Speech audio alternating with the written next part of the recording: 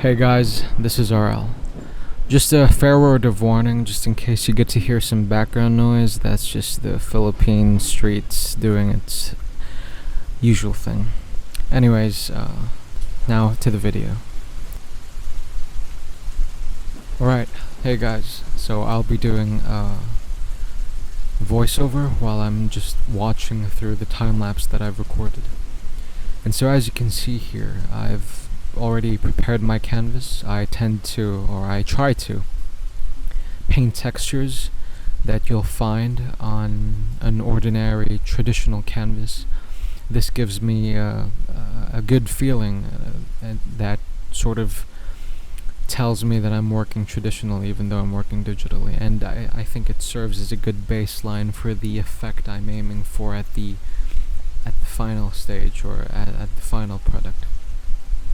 And so as you can see here, I've already set up the sketch, the line work. I try to be as accurate as possible when it comes to the facial features, and then less refined as it goes out, because this is a portrait, and so the eyes would have to tend towards the face itself rather than look through everything else.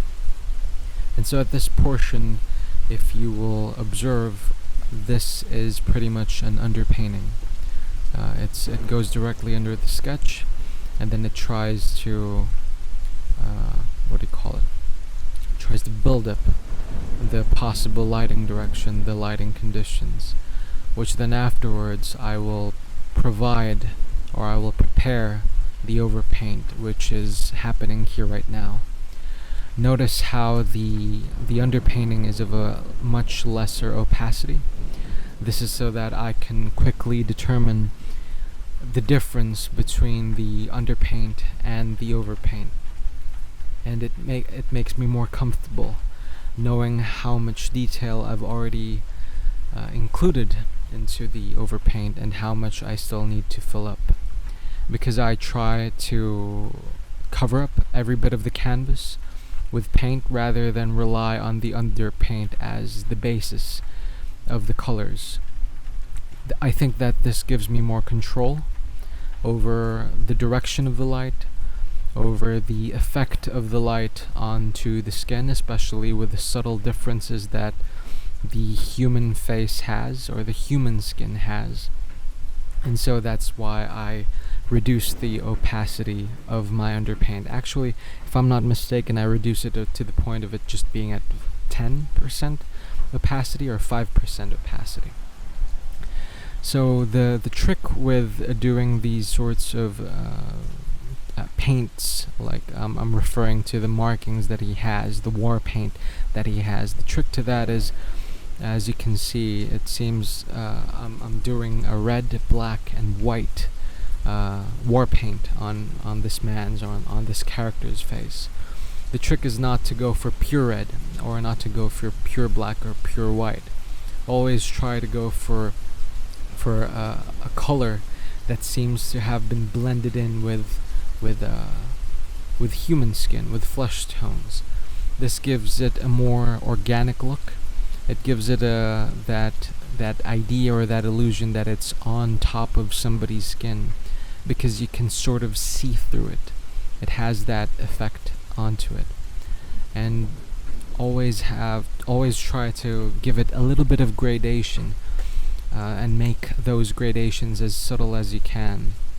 This also applies to the skin, which as the video is progressing, there are little changes that are happening all over the skin, except for places of high contrast, which would be underneath the nose, in between the eyes and the eyebrows, like by the eye sockets. I apologize for that tricycle just passing by, in case you're able to hear it.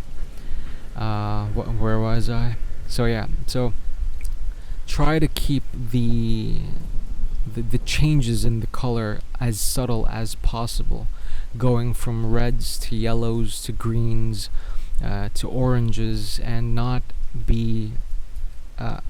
get stuck to a certain type of flesh tone, especially with male faces, because it tends to have more gradations in the color due to facial hair, due to wrinkles and all of that.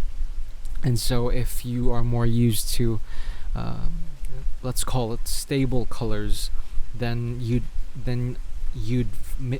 find it easier to paint female faces rather than male faces. But if you're more used to articulate details, such as I am, then male faces seems to be easier to do, because you tend to focus on all of these details in a certain small section of the human face, and so you don't get confused or bored or frightened that you're putting too much, because that seems to play better with the male features rather than the female features, as is exhibited in this video.